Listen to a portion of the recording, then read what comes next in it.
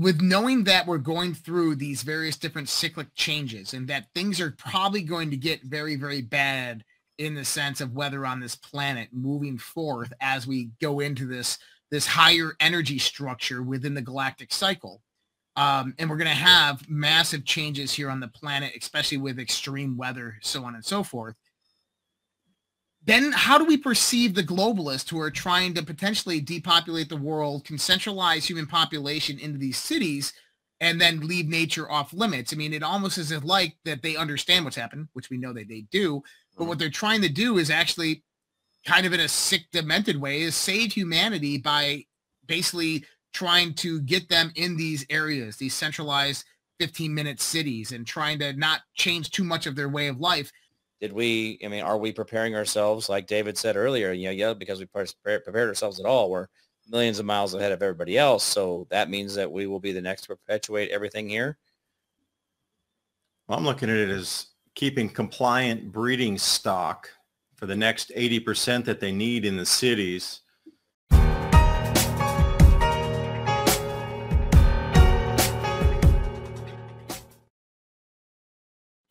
All right. Good evening. Welcome to American Media Periscope's AMP After Hours, live with you every Tuesday night at 9:30 p.m. Eastern Standard Time. And just so everybody knows, this is the last week of AMP After Hours. Next week, this transitions to The Fringe, which will be 5 days a week. And tonight, we're going to be talking about, oh my goodness, some great topics here. We're going to be talking about exposing the Great Reset. We're going to be talking about the BRICS nations, the global digital currency that is coming, the CBDCs. We're going to be talking about, I believe, the unified ledger that the Bank of International Settlements just put out, and how to survive and navigate the coming global transition. We have David DuByne on with us tonight, and cycles through history that affect food production. And that's one of the biggest things that we talk about here on AMP News, as well as the Red Pill Project, is the various cycles that dominate our world and how that is being exploited and utilized for this new global transition into what I call the digital slave matrix. Dave, what's up, man? We also have Jim Price here too. Can't forget Jim Price. Hello. Hello. David, how we doing tonight, man?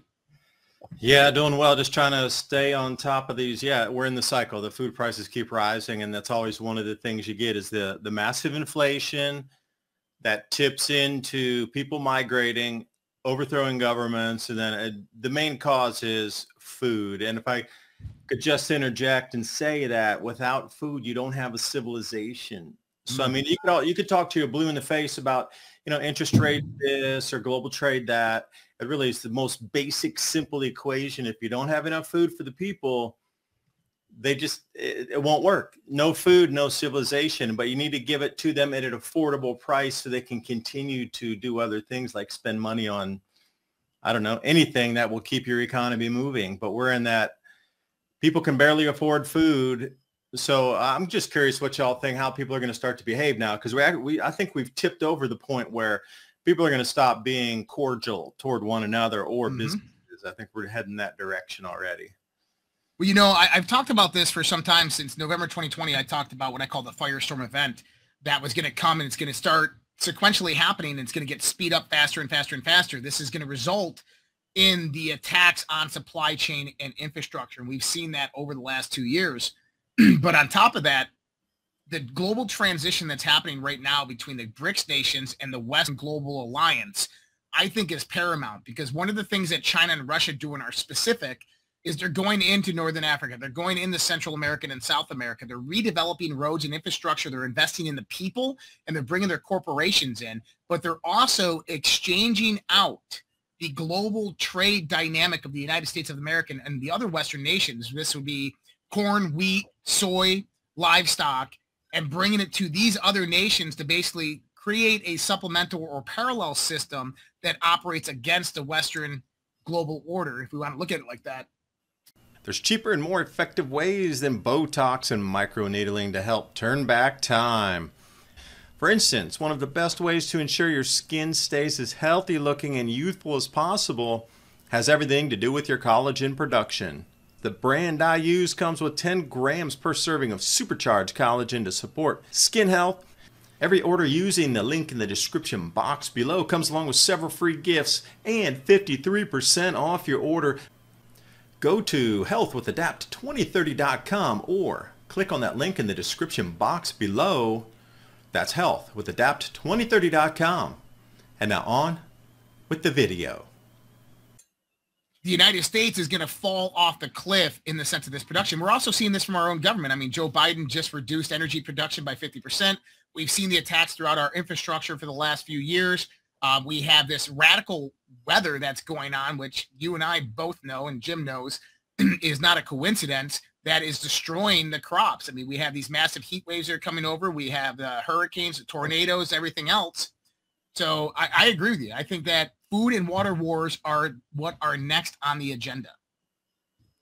Well, the sad part of it, I think a lot of it is cyclical, but they're only taking advantage of those cycles. When we go into these things, it's not so much that it's like, well, we are the only ones that are noticing, or we're the only ones that have the research. They're the ones that hid this research from us, and we're the dummies that have found it. I think, honestly, there's a lot of this that's been so hidden from us for so long. I really, at this point, I'm putting everything on the table. There's only about one or two topics I'm pretty solid on. I won't move. But at this point, there's a lot of things out there that we have to rethink, because these people know these cycles come. They know they exist. They understand the solar cycles. They know what a solar flare is. They're not, dumb.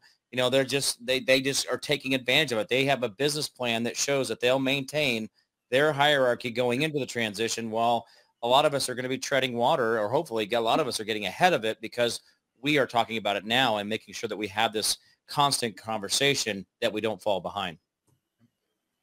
Yeah, we're not going to tread water. We're getting in the speedboat. Yeah. Oh, I'm ready, man. Let's do this. Yeah, seriously. It's about, and even if you get a little bit prepared for these changes, you're going to be miles ahead of everybody else.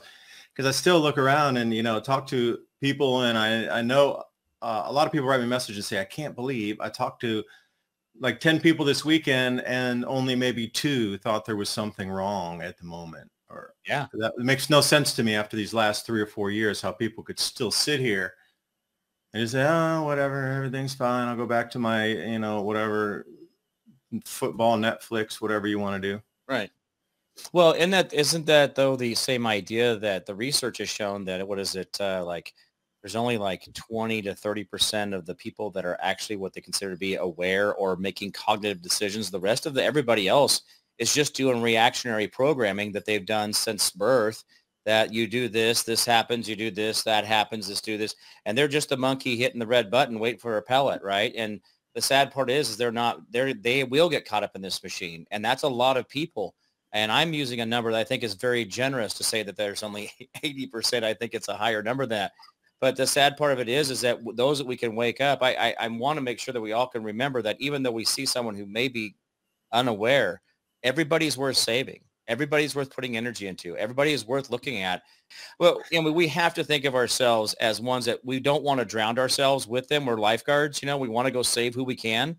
And there's those that are willing to participate in that, and understanding that, hey, there is something going on here, whether you believe it's a plan or not.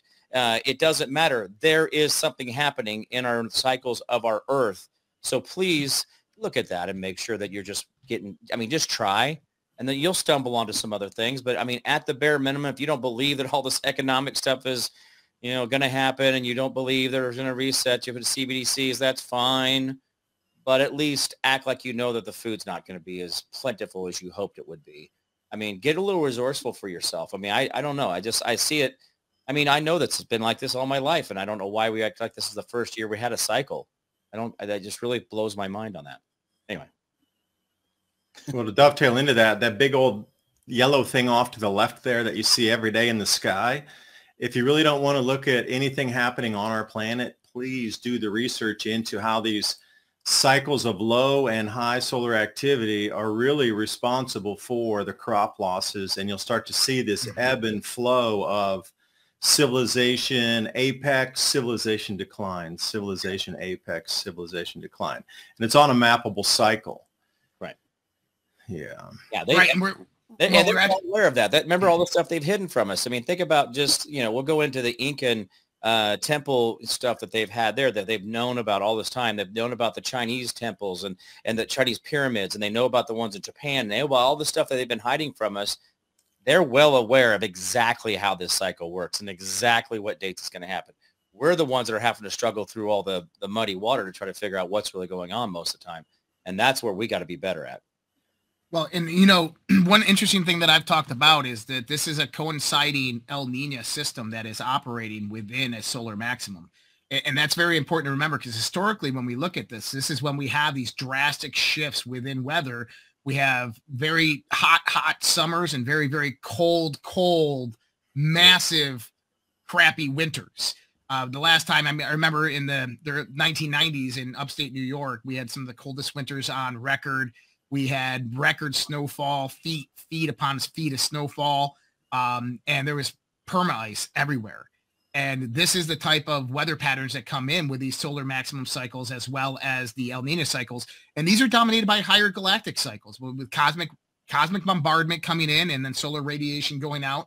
Those two basically fight within this 11-year cycle, solar minimums and solar maximums. And this is what produces all the variations of weather that we have on this planet. And people need to understand this. I think there was, and David, maybe you know about this, the 2004 NASA report specifically on the effects of the sun's solar maximums and minimums on the weather on the various other planets in our solar systems, which that article was removed. But they just recently republished one pertaining to Uranus, that the weather patterns are matching specific various solar maximum and minimum patterns, which is baffling scientists. I'm like, how is this baffling them? We've known about this for hundreds of years. Yeah. Wait, could I go for the lowest lying fruit or the lowest hanging fruit there? Like, the media comes out and straight up tells you that the El Nino is responsible for driving these higher temperatures. But remember, we came off of 3 La Ninas in a row, and they were pointing to it. Oh, it takes global temperatures down, but the heat will be back. Right there, they're admitting it's a natural cycle that drives the heating and the cooling on the planet. Yet they say that with a straight face. They give you the science, El Nino, La Nina, but 2 seconds later, they're telling you because you're driving an SUV or a car, or, want to fly or something, that you need to, excuse me on that you need to, pay global taxes with no accountability. That you can't change anything with that money. Can we just stop doing the cons? Can we stop buying timeshares? I feel like we're just in like this perpetual Groundhog's Day of buying a timeshare with a maintenance fee, and everything's a new cost, a new tax, a new whatever. Guys, I believe that we honestly are at over 100% tax in America already. I just think we're too stupid to figure it out. That's why the financial system doesn't work, is because we're so burdened with everything we do. Tell me one product that isn't beat to death before it ever gets to the consumer. Think about oil. How many times the government touches oil? The sheep or the chickens that I raise on my own farm, where I get those eggs before they get washed, coated, smashed, and all the natural goodness taken out of them, and then it shortens your shelf life on that product. Yeah. Just little answer there. I started putting the baby starter, the chick starter, in with my regular feed, and now my eggs are a third bigger. Like, I'm chick starter, really? Yeah, I put chick starter in there, and it's basically the same price per pound, but the chick starter in with the grain, mixing it in. They don't fit in the carton now. Like, I have to almost smash the carton over the eggs to get it in there. So if you're doing chickens and all that, the higher the protein, they're obviously better. And by the way, chickens eat meat. If you put a chicken out there, they'll eat a chicken. If you put pork chops out there, they'll eat the pork chop, and they'll eat it to the bone is gone, like almost gone. Like, they'll eat everything but the white. Velociraptors. Oh, they are. And they're turkeys, and you'll see a velociraptor. Oh, now, yeah, turkeys are those are little pricks. Those are not good. Ooh, they make chickens look like they're not even doing anything. Yeah. So, and maybe we can talk about that here in a bit, is the importance of homesteading, the importance of self-production and self-reliance, because I think that is crucial in this world right now, even though that we're coming into probably one of the most technologically advanced societies that we can remember on the history books, that we're going to be downgraded. And I always envision Star Wars Episode 4, where Luke is growing up on Tatooine, and the uncle lives on this farm in the middle of nowhere, and everything is very, very archaic and old and worn down, and they're living off of the land. And I kind of see that in this post-modern world that we're moving into, especially with the global elite and how they're operating.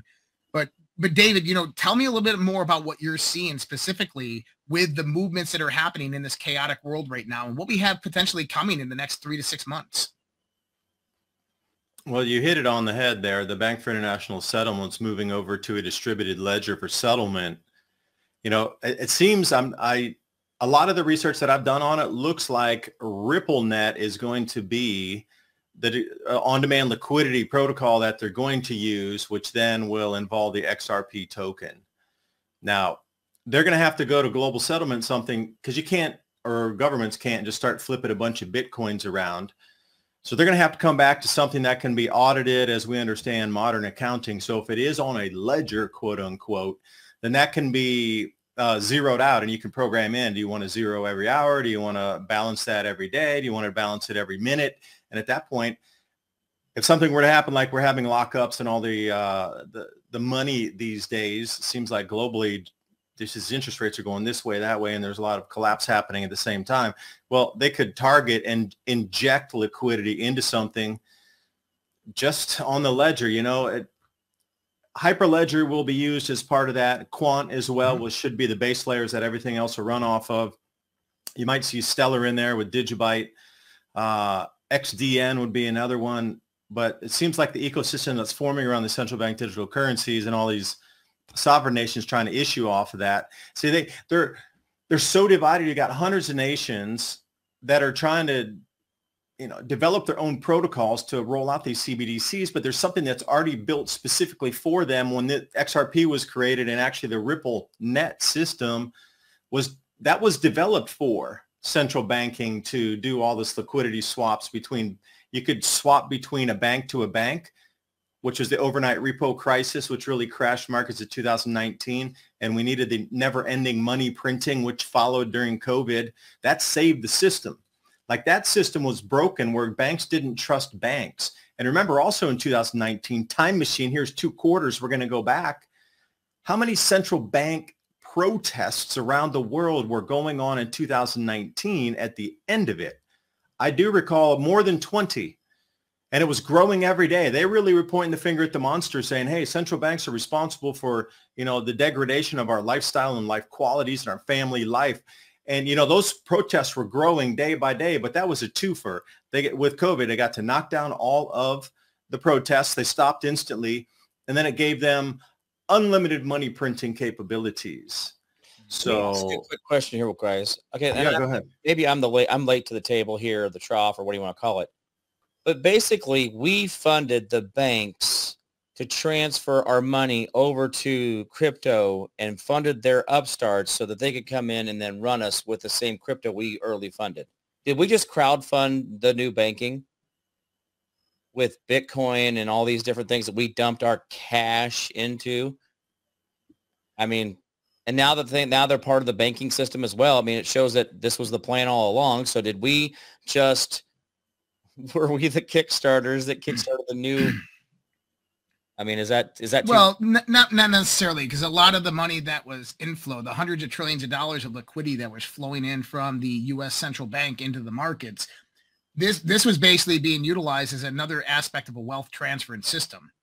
And this is kind of what I see as Klaus Schwab's perspective of you will own nothing and you will like it, is that we're in the progress of another wealth transfer from the people of the United States, from the wealthy people, from the middle class, into the hands of the globalist rich elite. And this is why we're seeing a lot of just destruction of various property and land around our country, as well as the pending collapse of the commercial and residential real estate markets. You know, going into what David's saying here is you have the unified ledger, which was proposed by the Bank of International Settlements. And this calls for a multi-diversified, dynamic centralized cryptocurrency system to where countries could have their individualized own CBDC as well as privatized cryptocurrencies that integrate into a larger global system that facilitate global interexchange. And then facilitates those transactions instantaneously instead of having 3 to 5 days for settlement through various different clearinghouses and so forth.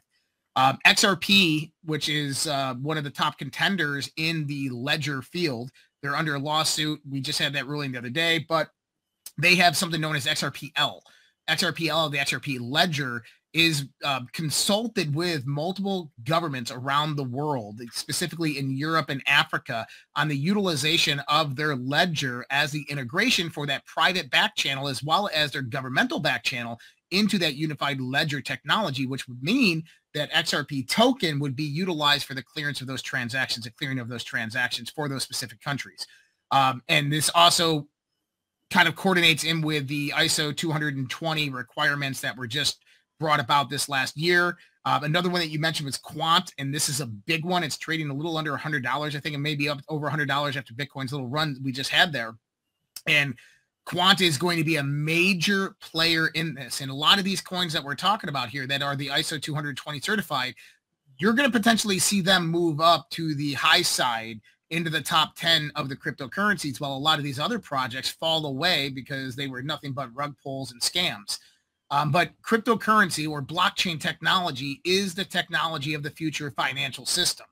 And we have to understand that there is a new development of what they're doing in the sense of global infrastructure, the integration of these 5G, 6G networks moving into the 10G networks that basically establish what a lot of people talk about. And I think a lot of people talk about this differently, is the quantum financial system. Really what this is a backend that Donald Trump established through quantum.gov, where he put up $500,000 to various different cities around the country to start developing a quantum infrastructure.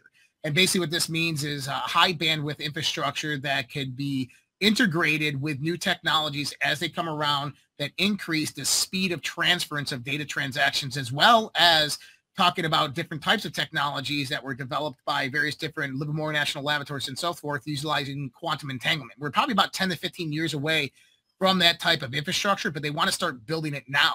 And then you utilize cryptocurrency into those types of systems, and you have this impenetrable system of this monetary system, but also this system, since it's centralized, has another level of control over your life in the sense of how the money is utilized. And this is why I'm a proponent of parallel economic systems, decentralized economic systems that we need to start building up now. David, what's your thoughts on that? Well, I wanted to try to run into Jim's thought there of crowdfunding everything into what we understand as blockchain. In the early days of the coins, you know, most people started to get on it if you were looking at it around 2016, 17. But what was built into almost every single blockchain protocol, how many decimal points you can go down. So if you're going to, if you're going to work on an ICO, you can do 12 decimal points down. But it seems like the standard protocol, which is now going to be CBDCs, is going to be 18 down. So what I've been reading about is they're going to try to arbitrage, because think of about a US dollar right now. How many decimal points do we go down on a US dollar? Two. You got one. Yeah, you got $1.04. You got $1.25. We're going 2 zeros down. So when I'm talking about that, it's your 1 or a 2 or whatever digit it is in front, point, right. 0, 0, 0, 0, 0, 0, 0, 0, 0, 0, 0, 0, 0, 0, 0, 0, 18, 1. You know, you're going down that deep into 18 digits past that dot. So in the US dollar, currently we're using 2. So every single blockchain protocol is going 18 decimal places. So that means 18 zeros behind your 1, for example. So I've already been reading how they're trying to arbitrage. So the 18th decimal deep loan rate, either seconds, minutes, microseconds, hours, days, weeks, compared to like a 6-0 digit down. If you're going to go 6 decimal places on an arbitrage on 18 decimal places, because it seems that the interest rates are going to be different based on each individual zero that you're going down, or how many, how far down that chain you're going, all the way to the 18th position or into the 10th position or 6th. There's going to be different rates, and they're already talking on how to arbitrage this. So think about if you could scrape 1/100,000th of a cent off of every transaction that's moving across the planet, when you got quadrillions of dollars settling on this ledger every single week. Like what kind of scraping of confiscation is that? So Jim, I thought it really kind of fit into what you just said there. Like the house pulling back on the poker table. Nobody thinks about the house is always. They're taking a rake. They're taking the rake. And that's off the table, every hand. Over Visa, MasterCard transactions now, it's a little sloppier, but all they're getting is more clever, right? If we fixed all the election issues today, there's going to be someone tomorrow trying to find their way back in it, right? So this is them just reinventing or going even deeper. I guess obviously 2 digits wasn't enough. Now we're doing 18. Well, and it goes to what David was saying there, is that it allows for a high level of arbitrage at various different points and levels.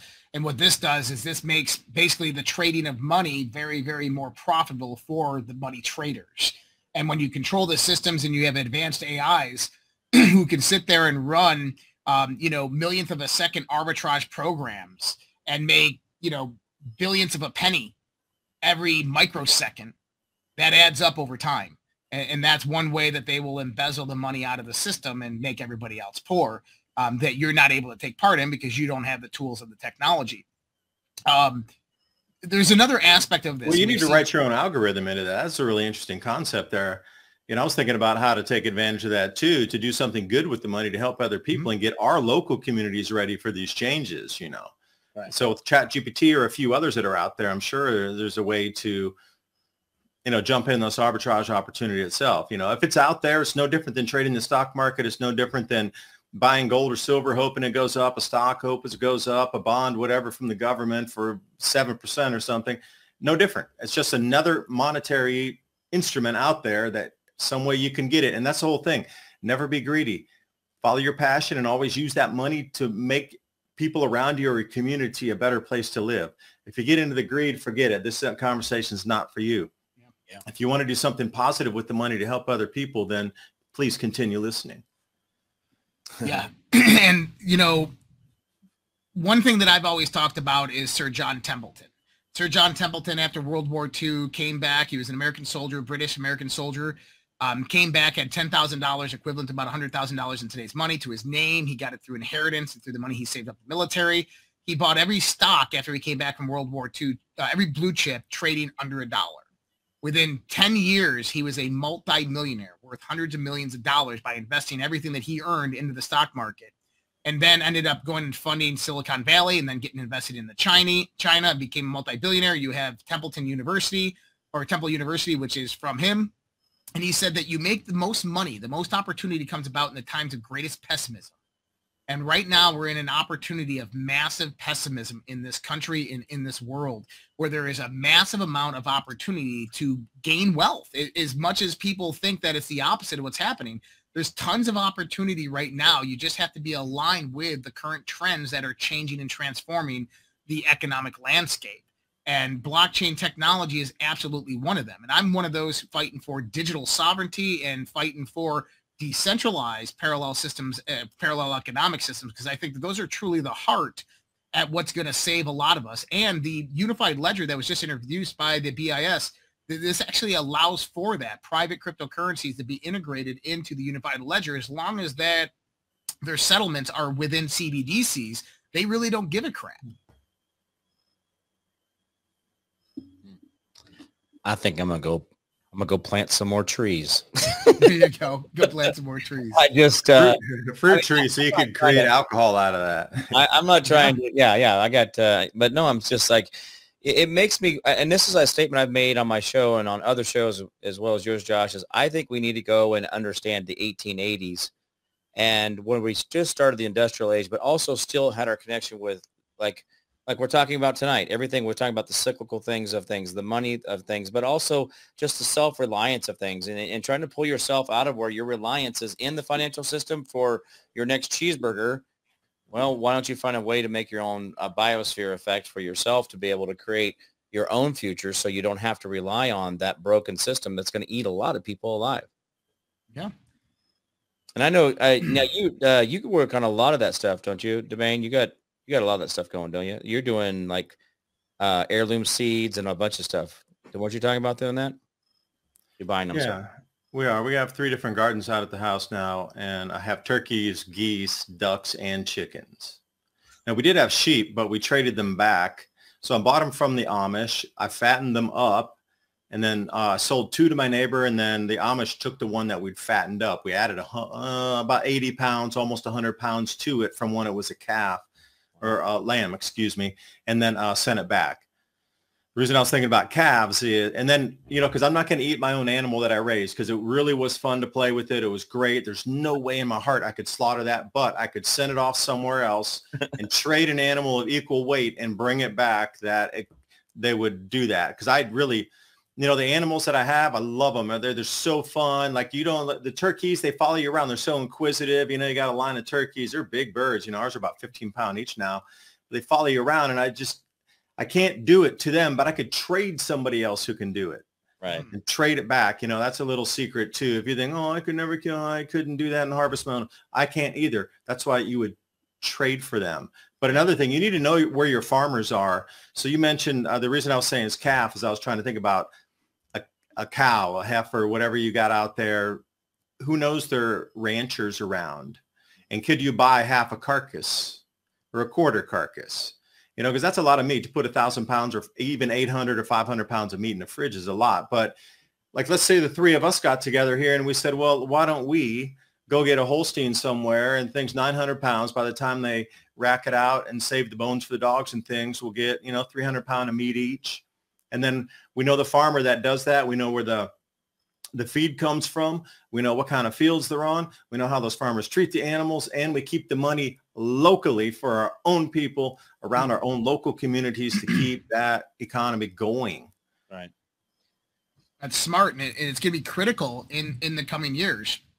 I honestly think that we're on the verge of some type of black swan event. If we look at kind of the social and political chaos that's going on right now, we can see that the radicals, they need a distraction from everything that's going on with the failing economy that is just being manipulated day in and day out with false numbers from the Federal Reserve.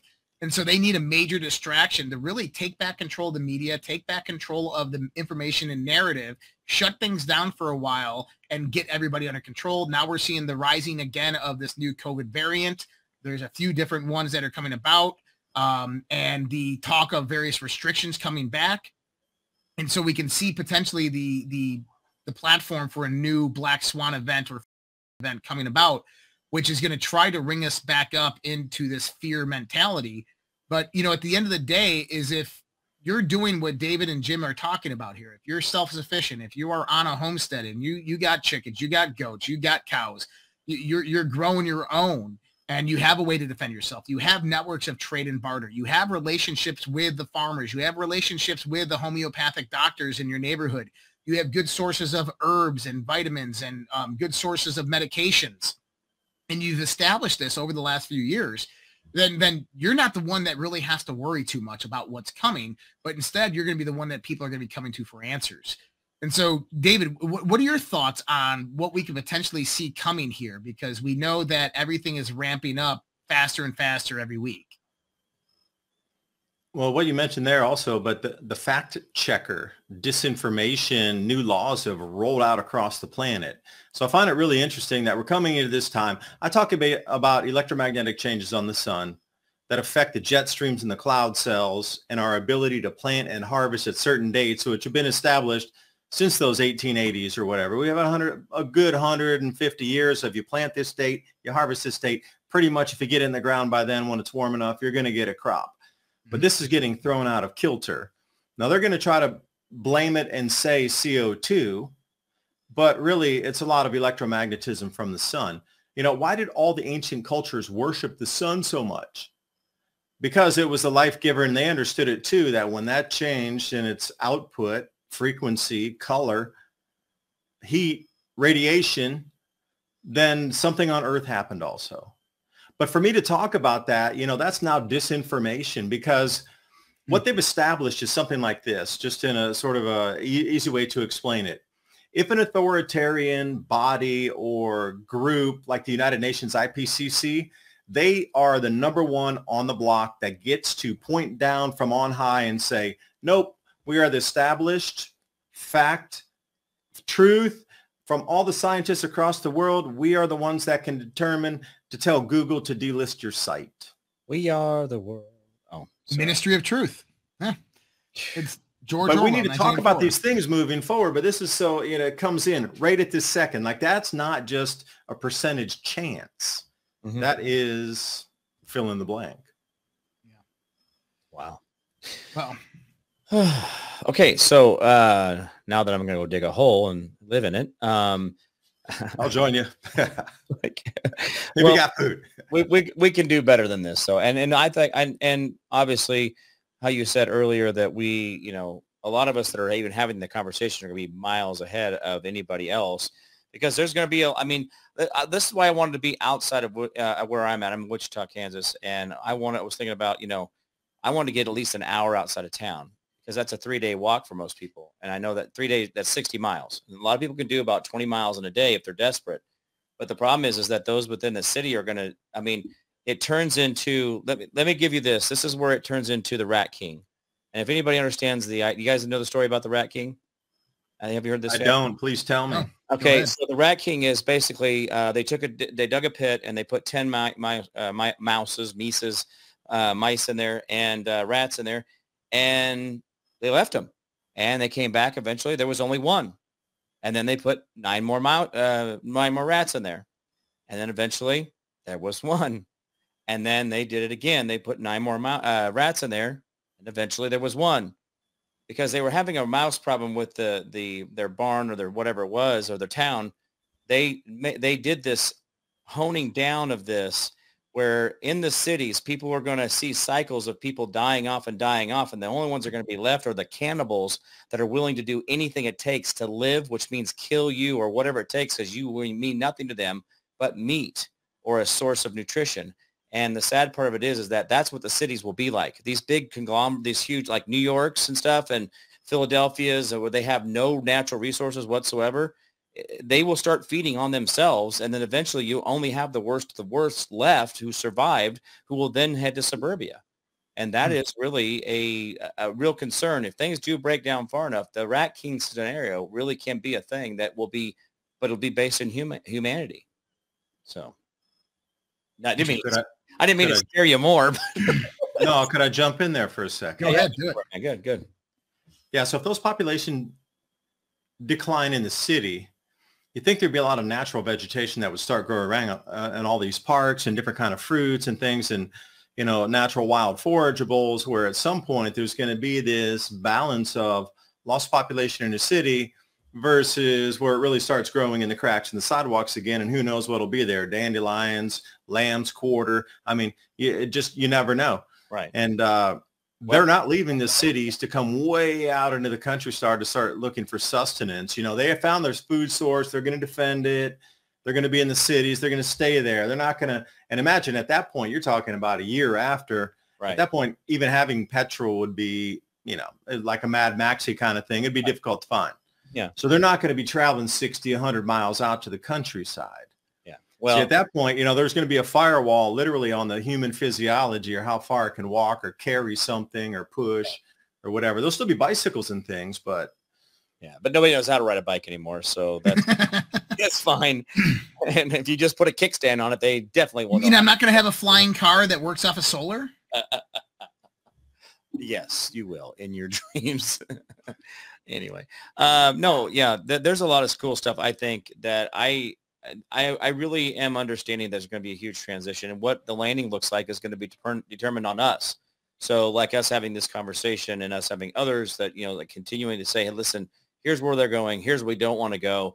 If we push hard enough, we can change the trajectory of this plane crash, and we can try to soften the landing that fits best for us, not for them. But if we put no effort into it, we can't be disappointed how it looks when we finally crash into the ground. This is the sad part of this, is that our effort really does mean a lot.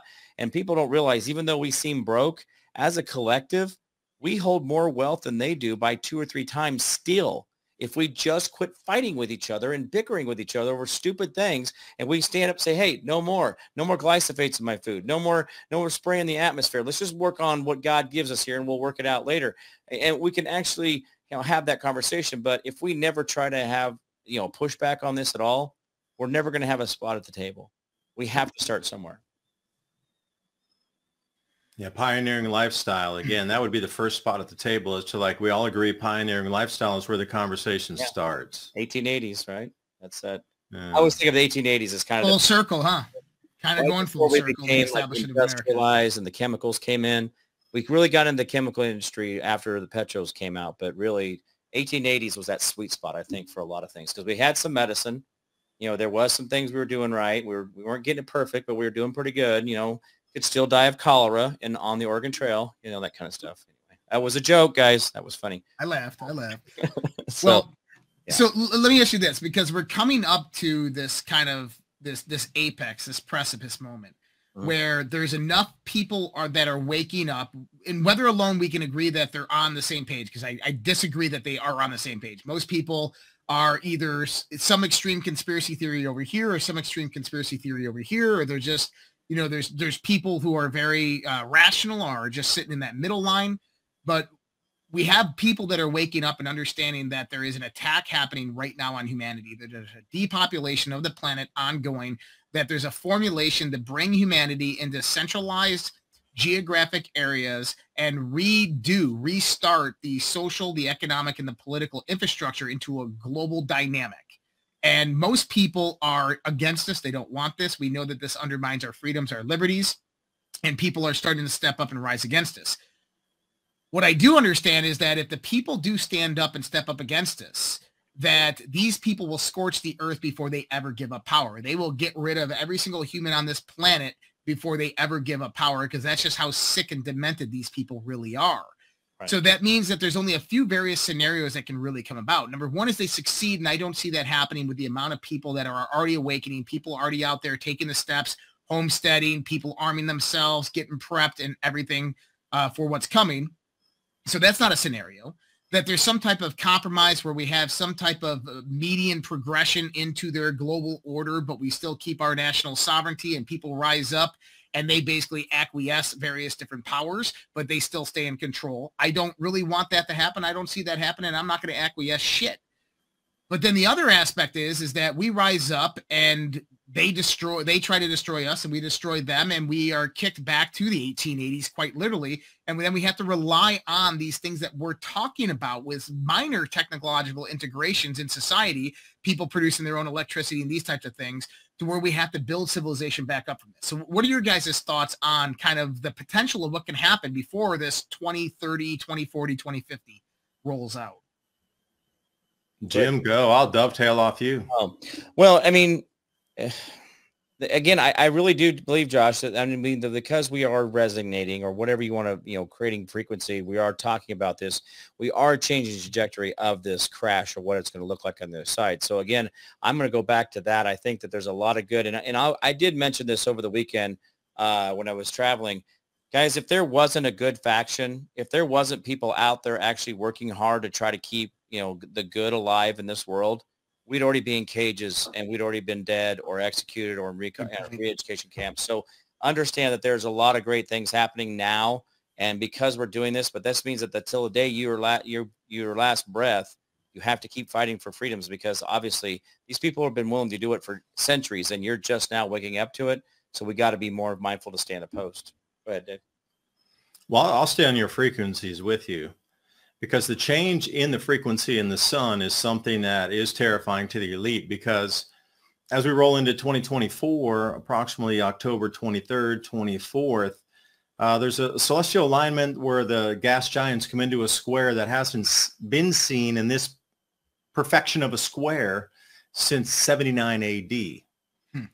So you got to think about the celestial energies that are running through. And if anybody knows the Vedas, or if you go into the Yugas in India, we've come out of a really heavy dark period, and it's all cyclical as well. We come to almost to a place where people can manifest with their minds, and we come back down into where we were in the 1600s, where the church ruled and they burned you at the stake. That's not divinity, in my opinion, at all. If you're going to murder another human being, that I don't want to be on that side of the thing. That's something I don't want to be on that team. If you're there burning all those people and putting them to the sword because they don't believe the same, that thanks, but no thanks. But this whole cycle of increasing energies and vibration frequency changes. You can see it in the sun. Anybody who's old enough, it went from yellow to white. Hey, that's a huge clue out there. But if you follow the different Yuga cycles here, every day is vibrationally becoming lighter and lighter and faster moving energies. And we just moved out of Aquarius back in also 2020, which is interesting when the COVID came in and the complete shift of our world. And it was a Pluto-Saturn conjunction. Yep, that we just moved out of. Yeah. And you got to think about all these things in happenstance. And, you might say, well, that astrology is woo-woo stuff. You have to realize that astrology and astronomy were connected sciences until 200 years ago. Is And they that what purposely dissected them because astronomy shows you where you sit in the heavens, like, you know, X, Y, Z axis, where you literally sit in the heavens related to the center of our galaxy and the spiral arms of our galaxy. But the astrology explains the repeating movements through those areas with different frequencies and changes of energies. Yeah, and that's what they didn't want you to know, is we're coming back into a lighter vibrational phase. So whatever's happening, frequencies upticking and going lighter and lighter every day. So, you know, their grasp on you is, even though it might seem like a micro fine, little bit less, hey, who knows what's going to happen in 2024? And, you know, these energies that are sweeping through our galaxy right now. And I think that's what terrifies the elite so much. Yeah. And I want to expand on what you're saying there, David, because we've talked about this, I think, on my show and stuff when we had this discussion. I've studied the occult for well over 2.5 decades. And one of the things that I realized is a lot of the mysteries, a lot of the symbolism is representative of very ancient cycles that were being tracked. And one of these cycles is the movement of our sun through the galaxy. And if we utilize modern physics and understand logically that there's a concentration of mass and energy, of gases and energy towards the center of the arms of the Milky Way, and we transit this as a sun going from the bottom of that arm to the top of that arm. So we transit through high density areas and go to low density areas, and then we come back down, as well as various different polarities. And right now, kind of marked where we are, is we transited into that area where we're moving out of winter and into spring. And so if we look at that, we're coming to this point of equinox towards the galactic center of that arm. And what that does is it increases the cosmic radiation bombardment that comes into our solar system. And much of what we were saying, solar maximums and solar minimums. At solar maximum, the solar energy is pushing the cosmic radiation outward. And then during solar minimum, that cosmic radiation is coming in, bombarding the planets. And that has profound effects on life and DNA. There's quite a few different studies, 2013, 2014, Dr. Martin Blank, I've talked about this one, where the various different cosmic radiation frequencies have an effect on the evolution of your DNA. And your DNA is an electromagnetic transducer that sends and receives signals and understands when these cycles are coming about. Going into kind of what you're talking about, astrology, I just had Laura Lee on my show a few different times, and she's a great astrologer out there, does a lot of stuff on the hero's journey and the Lord of the Rings. And she talks about this, and I kind of had to define astrology in my own kind of way. And astrology is the grand archetype. And the grand archetype means that there's various subtle energy patterns that are moving around us. And as those things inch their way through the cosmic landscape, those fluctuations of subtle energy affect the subtle energy within us, within humanity, within our own bodies personally. And this is kind of why we take astrology and we look at the movement of the heavens as having such a profound effect on our psyche, on our attitude, and on our behaviors and so forth. And this means that objects that are closer to us are going to have more of a profound of a subtle energy effect within their movements. This is why we have the moon, and, you know, people called lunatics, and the whole mythology behind the moon. And so what I've gained to understand from this is that as we move through that galaxy, the propensity of those energies also increases. And one thing I'll put out there, I haven't put this out there in a show yet, is how many people out there have noticed that they feel their heart, they feel other people so much more now. And really what I've come to realize is this, that we're all becoming empaths in a sense. And I don't like that word necessarily, but we're all becoming empaths in a sense. And really what that is these skills, I guess, these senses that are being redeveloped within us that are coming back to their nature. And this is one thing that scares the living shit out of the globalists. This is why they had the vaccine that attacks the ACE2 receptor that downregulates the VMAT2 gene, which basically brings you closer to God and brings spiritual and psychic experiences, because they understood that we're moving into this new cycle that's going to awaken dormant abilities within inside of us, and that scares the living shit out of them, because we become the creators of our own reality during those points in times. Well, could I jump in with the cosmic ray to continue on that thought? Okay, you're looking further out of field, you know, from the geocentric view or the heliocentric view, further outside our solar system. But if you think local, just on our planet right here, the decrease in magnetic field and the increasing galactic cosmic rays, what does that do for physical effects on our planet? it increases cloud cover greatly. So when we're coming into a 400-year low, or actually a 2,000 year, somewhere in that, between a 400 and a 2,000 year low in solar activity, the cosmic rays are going to increase incredibly. But they found through, going back, say, 2 or 3 million years of looking at different proxies for, rainfall and also temperature, that something flips us into an ice age. And it's that galactic cosmic ray increase that allows, at least for some time, a huge amount of natural cloud cover to cool temperatures on the planet naturally. So, and you can see that with solar maximum and solar minimum as well, the amount of floods during that time. There's established sciences up the yin yang looking at the amount of debris and the size of the debris that comes down in streams based on floods and how deep those floods were. And they're drilling into alpine lakes and those drilling cores to see, what kind of pollens there were, or again, what types of size of debris flowed in based on, we're in the ice age, we're not, we're in the interglacial, we're not, we're at a solar maximum, we're not, in those iterations. If you go back through like the last 12,000 years of climate on the planet, there's 5 very discernible, like massive drop-offs in temperature. So one of them occurred around 8,100 years prior. It's called the 8.1 K. Some people like to say 8.2 because it was around 8150 years ago.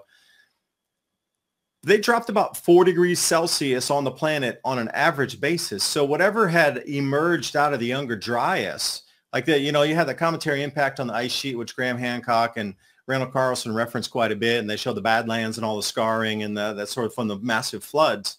That's why all the big animals are over in Africa, because when it hit on the ice sheet in Canada, on the other side of the planet at the very bottom, those animals were protected, the megafauna. So, these changes are so gigantic that we've seen in the past. So for the global warming narrative to come in and say, oh, it's this, that, or the other, the cosmic rays is one. The reason I bring that up is because this whole global warming debate, they never talk about cosmic rays and the cloud cover and the solar activity, because if they did, you would realize it's all tied together and they can't tax that. What a useful idiot we are. Hey, David, real quick. You said the sun has gone from yellow to white. And I always thought of the idea that we all rushed to white lights, or bright white lights, only because it gave us better color. But in reality, we were just mimicking the sun. So the original light bulbs mimic the sun in yellow or soft white, when now we've all pushed to the bright white is what we're used to, correct? Would that be a correct analogy? That'd be a good analogy. Now we move to LED. So what does that tell you? That we're in a matrix. It's not real. Yeah, they're going to the blue light next, which is interesting because John Casey's book, who I consider the #1 expert in the entire planet about this grand solar minimum, the effects, but on his book, the cover is blue. It's a blue sun. The original printing publication was called Cold Sun, COLDSUN. That's John Casey. And he was the lead investigator. Remember where the shuttle went up and exploded? He was the lead investigator for NASA for that. The lead investigator to investigate the shuttle explosion. But when he started talking about cycles, he lost his esteemed career at NASA. But Cold Sun, look at that. He turned it blue because you can look at different angstroms and wavelengths when you're looking at the sun. It doesn't always have to be the color. You can dissect it down. You can look at magnetism. You can look at different irradiance signatures. You can look at different, is it iron isotopes or chromium isotopes coming out? You can look at the sun in a lot of different ways. Even publicly now, there's still a lot of information out there. But it was so interesting that he chose blue as the color for the cover of his book this is 15 years ago, called Cold Sun. And then Jimmy Revens said, we went from yellow to bright white. We're going into LED, which is basically a blue light frequency. That's why they have blue blocker glasses. And it swings back to his whole book cover of being a blue sun on there. So I thought I'd tie that in. Yeah, that's good. And explain a little bit more about that transition to the white light and how that happened and what is happening. Is that part of a cycle? Well, you mean on the sun or the society? Because I mean that we that's why a lot of older people prefer the soft whites, because that's 90% of the, or 100% of their entire life. That's all they ever knew. Right. But then those people that work outside and they come in, it's like, this light doesn't work for me. It reminds me of an Outer Limits episode I saw. If you remember the competing show with the Twilight Zone, there's an Outer Limits episode to where there was this music that started getting picked up on the planet and played into people's headphones, and everybody was listening to it, and it was like euphoric, and people became addicted to it. And they tried to stop it because people started transforming. They started growing new cells and skin cells, and they started becoming metallic. And they could get the adults off of it, but the kids could not get away from the addiction. The younger you were, the higher the addictive rate it was. And what ends up happening is these kids completely biologically transform into what looks like an alien being. And all of a sudden they get a message, they decipher the message, and the aliens were telling them that their sun was about to shift wavelengths and become harmful to all the people on the planet, and they had sent a gift to help them, and they genetically modified the kids to basically be adapted to the sun. Then the sun shifts to UV radiation, and all the adults have to stay inside, and all the kids are now have this new genetic mutation.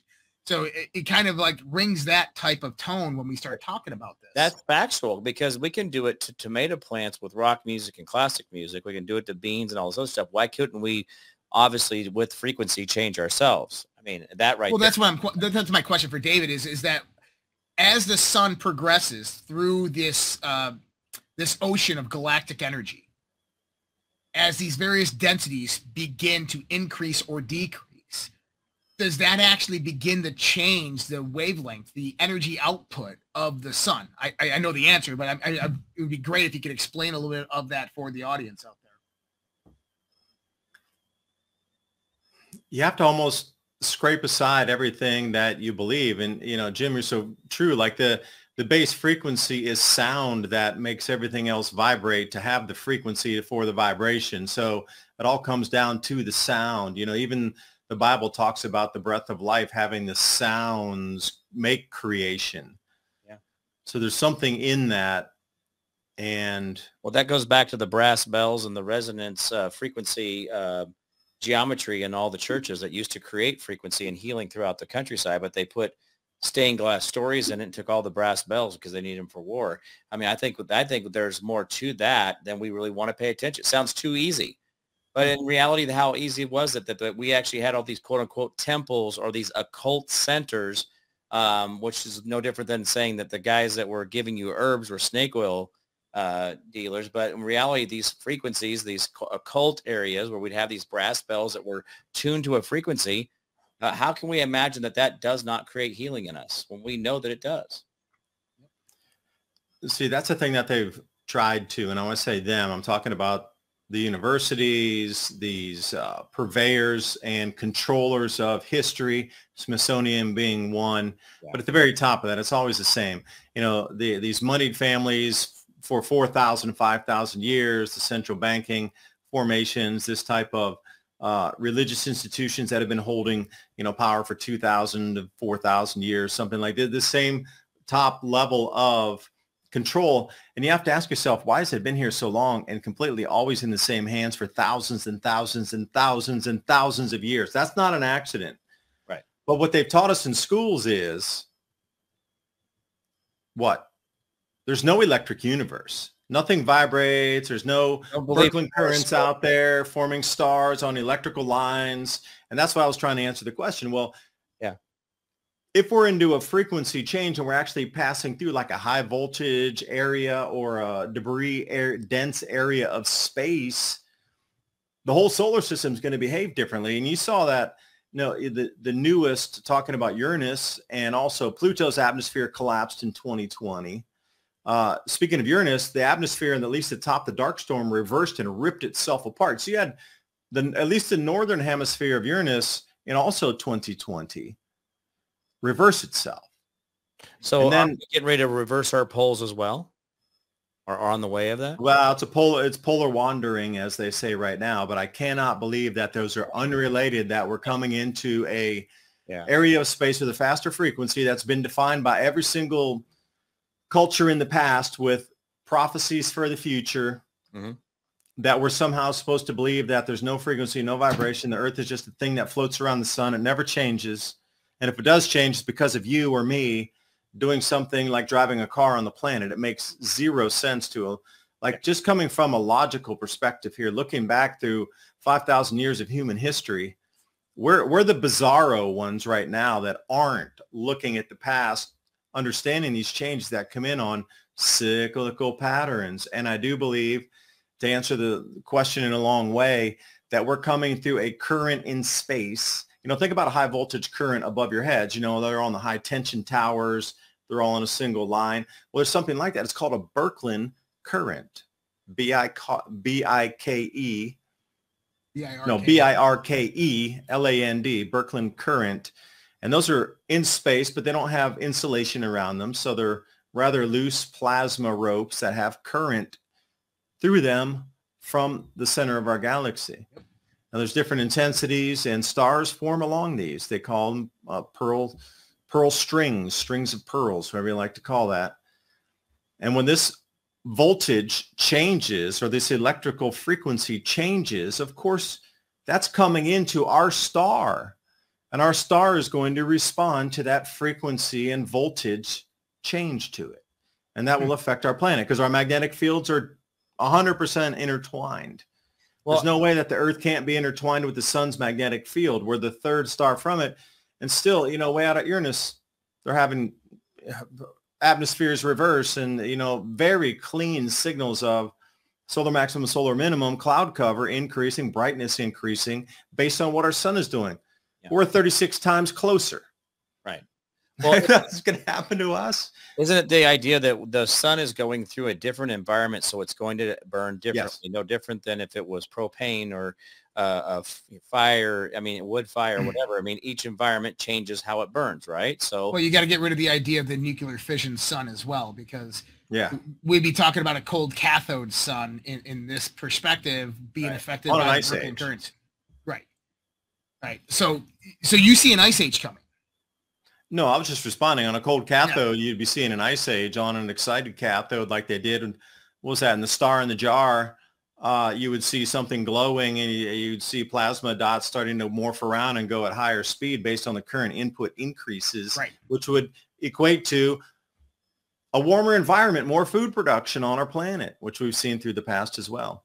That's unexplainable 8,000 years ago when temperatures were warmer. Minoan warming period, Roman warming period, 8,000 years before the 8.1 K, rapid, incredible drop off in temperatures, as rapid almost as the Younger Dryas itself. Temperatures were far warmer than even the Roman warming period, a good 1 degree Celsius warmer than that. So. Well, I know there's been talk in the bee community, which I am a beekeeper, but everybody's saying that the honey is really staying in the lower boxes this year. So if you know anybody who's making honey, talk to them and find out what the bees are doing for the winter, because it might be real important for you to know that there might be a harsh winter coming up where they don't feel like they're going to make it unless they store more.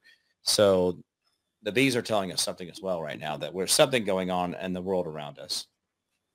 Yeah, could I throw the Farmer's Almanac also talks about a rough winter coming, but I want to do one of those nature things here, because the old timers down here in the valleys that are around, they say the more days of fog there are in July and August, it will depend, and then how many days of fog you get in the morning, foggy mornings, determines how intense the winter will be. Well, we were getting fog in June. Wow. Yeah. Well, I just drove across the country from New York to Minnesota, and I hit fog in every state on my way here, and I've been seeing fog everywhere around Minnesota since around early July. So absolutely, we are in biblical times, I guess, if you want to look at it like that. Well, those two tales tell the same story. The bee guys are telling me, and the bee boards, or I guess I don't know what you call them or whatever. We talk to each other, but anyway, they're saying that they're not getting as much top honey as possible that they usually do. It's not been a bad or dry summer like we had last year. Last year they put out a lot of honey and didn't keep much back, but then this year that's the exact opposite.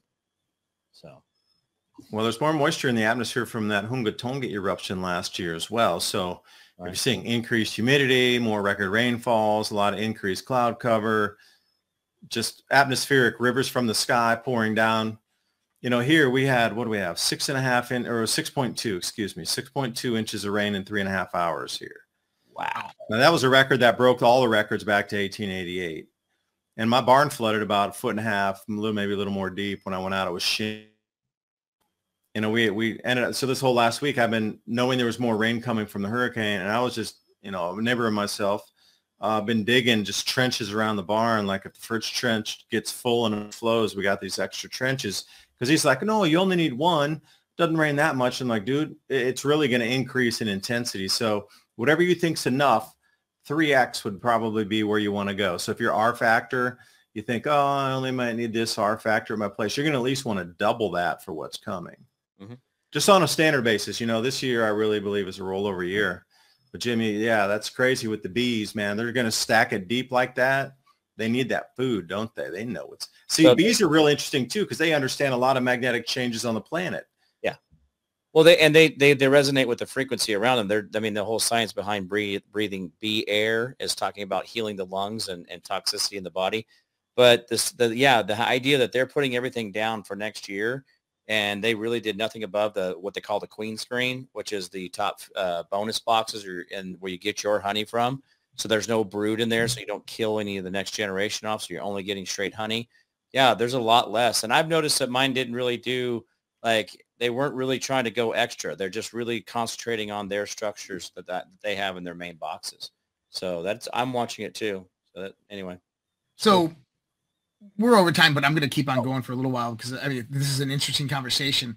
And there's a question I want to propose here and ask because this is something that I've talked about before in the past, but with knowing that we're going through these various different cyclic changes and that things are probably going to get very, very bad in the sense of weather on this planet moving forth as we go into this higher energy structure within the galactic cycle.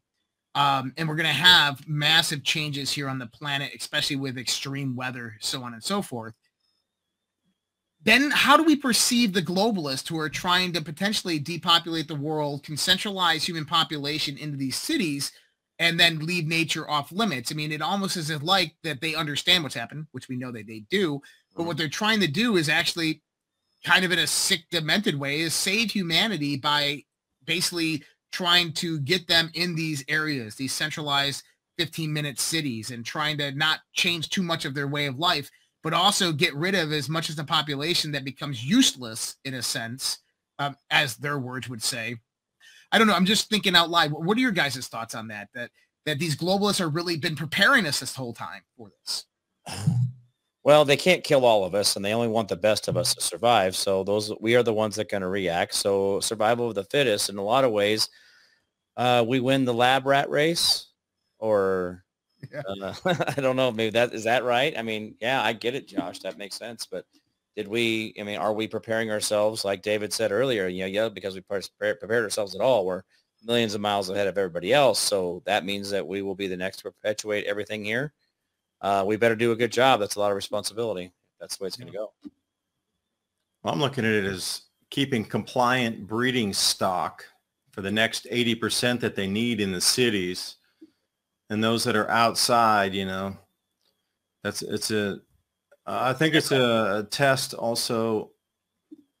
Yeah, because I keep reading these things, they put humanity to the test in the worst of situations, and the survivors out of these things are the ones that are going to perpetuate, like a certain percentage of the population moving through. Because you have to realize no matter what you do, there's always going to be a percentage that will always behave or come out. They've stratified humanity, that there's always going to be 1% that will never believe anything that's ever given, sold, sent across the news waves, papers, whatever. There's always going to be at least 1% that never believes anything. So you're just going to have to put that into like the working equation. 1% this. There's always going to be 10% that get it, and there's always going to be that 80% that we can always count on for the compliant breeding stock moving forward. So they don't need 80% of the world's population. All they need is breeding stock. Because you got to think about having chickens. I don't need 1,000 chickens at the end of the year if I have a bunch of eggs and I have some sort of incubator. Mm-hmm. I can bring up an entirely new flock from the last one. As long as I have a rooster and a couple egg-laying hens, I can continue to breed and breed and breed again. And by the end of the winter, I could have another 1,000 birds. But the ones that are super smart and the ones that lay the biggest eggs and the ones that you notice when you're around in the coop all the time, the ones that might be up in the tree if there's a raccoon, just the ones that are a little more intuitive. And imagine if you had a super intuitive couple of hens that laid super giant eggs like yours, Jim. Mm-hmm. And then those are the ones that you wanted to pick as the breeding stock and bring the rooster in, and then you can put it together. That's exactly what's happening. There's nothing different than keeping people in the cities moving forward. Yeah, you might think like, oh, they're trying to help us. They're giving us food. No, they're not. It's what we did in dogs, right? We bred dogs for certain things and this and that. We can breed chickens to be bigger and turkeys to be bigger if we do that. So yeah, it's a bit of a Darwin effect, I would believe. So, but we can all agree that these people, these elites, they understand exactly what's happening. They understand these cycles, and they are getting themselves prepared and keeping the fresh stock of humanity ready to repopulate the world under their own control after everything's said and done.